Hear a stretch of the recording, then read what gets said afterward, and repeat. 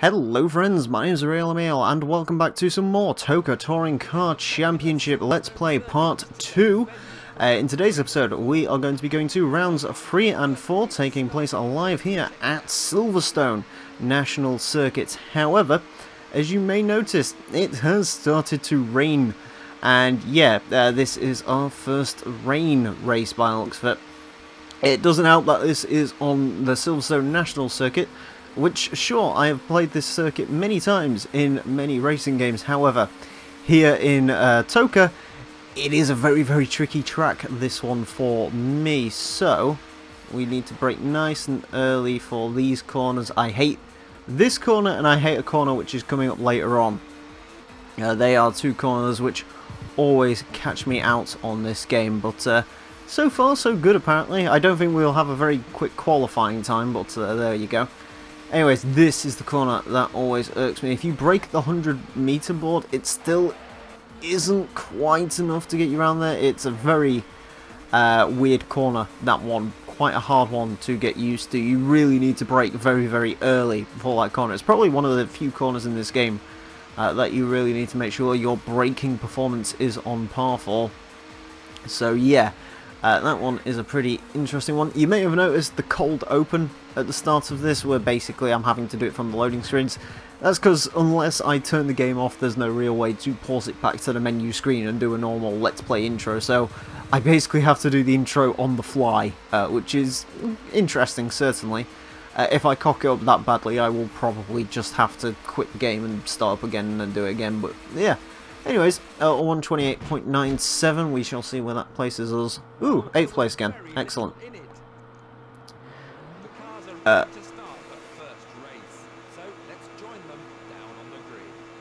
Yes, anyways, we need to get 10 points at this venue to continue on with our touring car career, so let's aim for that.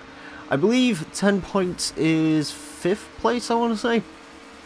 Yeah, but we will have to see how we get on. The Volvo got an exceptional launch there, but hopefully we can do a little bit better with some conservative driving. Admittedly, the one helping grace of Silverstone is it is a slightly shorter track than Donington, which means I don't have to try and keep my lead for as long as I did in that race. Ah, fucking Primera.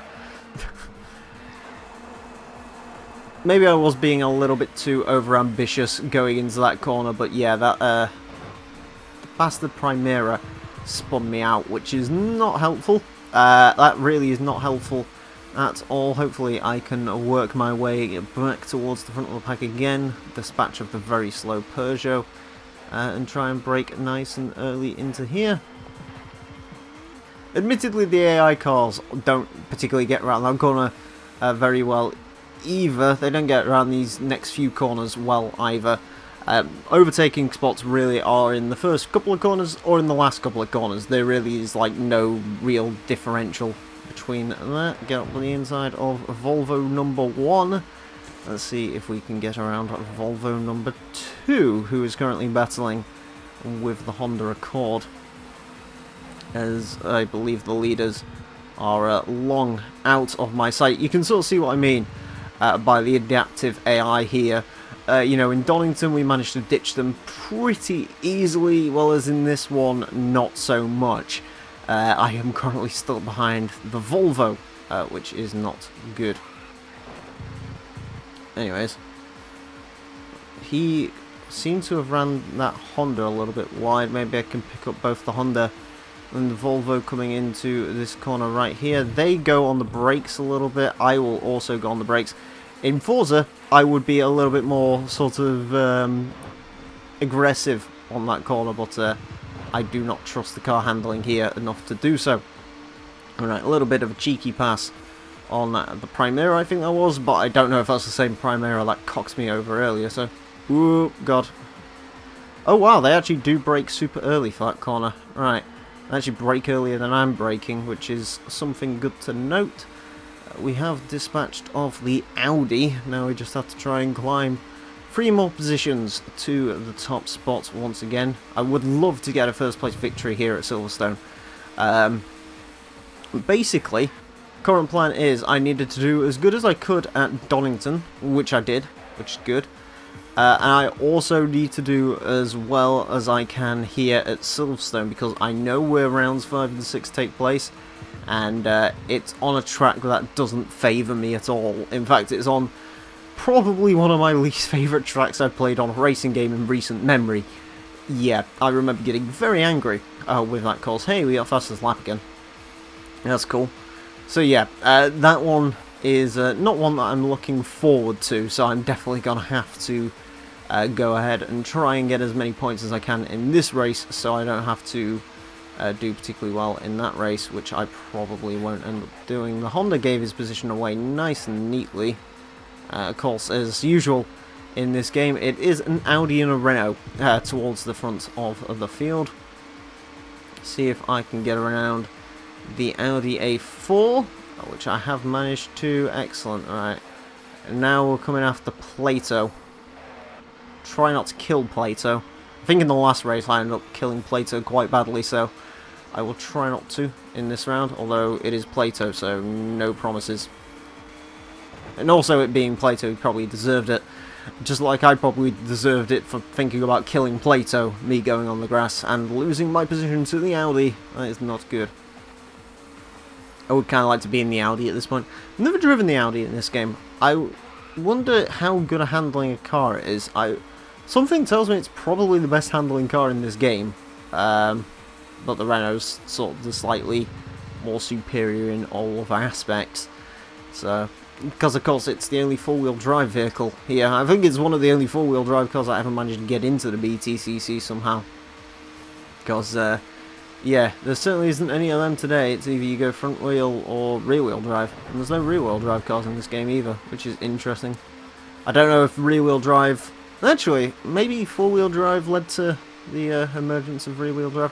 I'm not too sure. I know the BMW, there was BMWs and stuff that ran in this, and they would have been rear wheel drive because of course they were, because they're BMWs. Got rid of the Honda. A little bit of a cheating tactic on the Honda, admittedly, but they got him out of the way, which is good. Alright, we're back up to second place. Let's not run wide on the grass, because we saw how much that cost us last time. Try and get up the inside of Plato. I mean, close enough. I did technically get up the inside of him. Whether there was enough space there or not is out of the question, really. I did I got round him, okay? It's fine. It's fine. It's absolutely fine. Anyways. Lap 4 of 6, so basically it's now a conservation drive for 2 laps to try and keep those guys well behind me so I don't have to battle with them. Try not to go on the grass too much, because the grass really does upset the cars in this game. That might very well have been my quickest lap so far, come to think of it. And indeed it was, a 1:27.09, pretty quick time around here, all things considered. Even though, interestingly enough, in qualifying, I think Plato is pulling out a 1:21, I think. I have no idea how you beat the cars in qualifying in this game. You know, Gran Turismo's much of the same, really. You know, I'm not too terrible of a hot lapper. I can certainly hot lap, but yeah, for whatever reason, Gran Turismo and this game have awful qualifying sessions where basically you can try as much as you want to try and make it up the field, but you're just not going to do it in qualifying, because qualifying is insanely difficult. A little bit wide into that corner, nothing major. I don't see anything in my rear view, which is good. Don't see any cars looking to swap positions with me, which is good. I don't like swapping positions, especially with people who don't deserve my positions. My position is good. Don't want to get rid of it. Alright. Anyways, come around there. Okay, one more lap. One more conservation drive, and then we can rake in the gold. And hopefully, that will have given us enough points to advance through this venue pretty well onwards to the next venue, which would be nice. That was technically another quickest lap, but it didn't show for some reason. 1:25.58. Yeah, I certainly appear to be quicker when I'm not battling with people, although then again, that's just because I'm not worrying about what people are going to do to my poor Laguna. I say poor Laguna because Laguna is the good car in this game. I see AI cars in front of me. That is not a good thing. Somehow I'm managing to lap some of them. I don't know what that car is. How are you so far behind? Oh, they're all this far behind. I literally do not know how that is possible when you consider... yeah, I was part of this battle pack not only 4 laps ago, and apparently they're currently about to get lapped by me, which isn't good. Just try to make as little contact as humanly possible as we try to get around them, because, well, you don't want to make contact. I keep smashing into the back of Mondeos. Get off the road. It's because you all brake in ridiculous places. You don't just toss us. Alright. Come on. Come on, come on, come on, come on. Oh. Once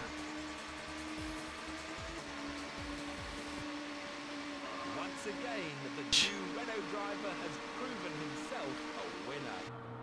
Here's how the race finished. Wow, Plato really wasn't that far behind. As you can see me smash Plato off the thing there. Anyways, time to qualify for round number 4. Before we find out what points we got during that season. Well, I mean, I say that. We'll find out when it also shows up at the top of the thing. I'm trying to use the... I feel like an idiot now. Okay, I will explain that one. What happened is the game gave me control and I thought I was using the analog stick for a second, but no, I'm using the D-pad for this because, well, I said the game won't feel very natural on an analog stick, and I don't even think I can force the game to run on an analog stick because the game keeps defaulting it back to digital buttons, so I don't even know if it's actually possible to run this game on analog, so yeah, there you go. Admittedly, I don't think it's gonna affect us too badly. We seem to always be qualifying around position number 8, and I'd imagine we're gonna do much of the same in this race. Maybe we'll drop down to 9th or 10th. I don't think we'll be any lower than that though, so yeah, we should be alright. We should be alright, love. Alright. Anyways, let's try not to crash and die and explode into a million flames, because that wouldn't be very good. As we round here, we are certainly going to be a lot slower than we were in that previous qualifying session. I think I pulled a 128 out on that qualifying session, and 128 is literally just about to come and go, and there it goes. Lovely. Alright, let's see. Come on, get to the line. What time are we going to set? A 136.30. Where's that going to put us? 11th. Okay, I'll take 11th. Take another swig of drink while we're waiting for it to load. Apologies on the background noise. I should apologise for the background noise anyway. You can hear my PlayStation in the background. It is a very, very noisy thing. It's one of those early PlayStation 3s, and they do make a lot of noise, so I do apologise for the noise it is spitting out. I have actually moved it recently. It used to be pretty much in front of the microphone. I've decided to try and move it to the corner of the room. I don't know if that solved it or not. I honestly don't know, because it sounds just as loud from where I'm sat now, but then again, the microphone is a whole different aspect, and especially with this snowball. It's not like my old snowball. My snowball ice was essentially a... Ooh, God. Oh, no. I have literally no idea how I'm still alive. I genuinely do not know. Anyways, as I was about to say, the snowball that I had before was very much one of those mics that picked up a lot of background noise. This one doesn't do it so much. Especially if it's recent. I'm not really sure what's going on with it, but as of recent, you really need to speak into it. I don't know if it's just because it's getting older, or maybe I've pushed a setting on it and I wasn't meant to, but It does seem to be getting a little bit sort of more, you have to speak directly into it now, which is kind of nice for me personally. Just because it's one of my bugbears of video making is, well, there's two bugbears I have. Having the game be louder than me and having the game, or having lots of background noise. That really bugs me. There's a few other things that, oh, the Renault went wide. That's a shame. I think as soon as they get into a battle with you, for some reason, they lose control of their brakes and handling. I'm not 100% sure as to why they do that, but they do, so. Anyways, sucks for Plato. Doesn't suck for us because it means that we have secured a top spot, and we can hold our top spot and not let go of the top spot because we are number 1. Oh god, I took out... Oh no, that's bad. Oh, okay, never mind. I took out the 100-meter board in that corner. That really is not good. That is no bueno. That really is no bueno. Oh, dear. Oh, well. Should be alright, hopefully. We shouldn't... Too many issues there. I say hopeful. I'm sure we will still have issues through there. Try and get it turned through there. Try and get it turned round here. Admittedly, Silverstone doesn't actually seem to be mucking me up quite as badly as I remember it doing. I'm seeming to be a little bit better at this course now, which is good because I used to be absolutely atrocious at this course, but no, we don't seem too bad. A 128.34 is going to get the current fastest lap in the race as I hit the spacebar. Make sure it doesn't actually do anything. Yeah, we're good. We are solid, as it turns out, in our Renault Laguna, which is nice. I like being solid. Anyways. Oh, break into there. Trying to break into there. Get the handling to go round. There we go. Lovely jubbly. Lovely jubbly, mate. Anyways, yes. It feels good doing the TOCA Touring car game. This is one that I've wanted to do, Let's Play wise, for a while. I've been talking about doing something called the TOCA Trilogy, where I want to do this game, I want to do TOCA Touring cars, and I want to do World Touring cars, basically in a row. And I don't know if I'm going to do that. I'm honestly not sure. But it would be something kind of cool to do. And it's something that I've wanted to do for a little while here because, well, I love the touring car games, and I remember playing these a lot and adoring them, and, well, I wanted to showcase them off a little bit because, you know, when Gran Turismo came out, that really did take the spotlight off of these games, but they're still rather excellent racing games in their own right. It also gives me a chance to babble on about touring cars and stuff, and, you know, I think the time would be right now because, well, Thunder's doing his Race Driver Grid series, which, again, you can check out here if you're on HG Central. If you're on my channel, you can go over to HG Central and check it out. Hey, and guess what? As a little bonus, considering this, I'm actually recording this in my hibernation period,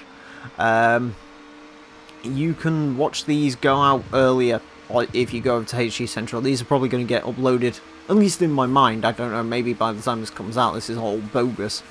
But these are probably going to get uploaded much earlier as HG Central, and it won't surprise me if by the time you're seeing this, we are already several parts in over there on HG Central, so you can go check it out over there, watch this Let's Play, and you can stay up to date with it. Of course, you should still watch these parts because, well, it gets me views. But if you want to have some spoilers, I guess you can go ahead and watch them over there, which is cool. So yeah, this is probably going to happen a little bit more often, sort of a collaboration wise. You know, my videos going up on HG Central and so on and so forth, because yeah, well, it's exposure, isn't it? And exposure is lovely, and also it means that more content gets uploaded to HG. Wow, a 124.78, Jesus. Anyways, it does mean more content gets uploaded to HG Central, which is nice, because it keeps that channel active, which is good. It gets me more exposure, which is good for me, and as well as that, it's yeah, you know, you guys can. It doesn't really matter for you lot if you're watching this on my channel.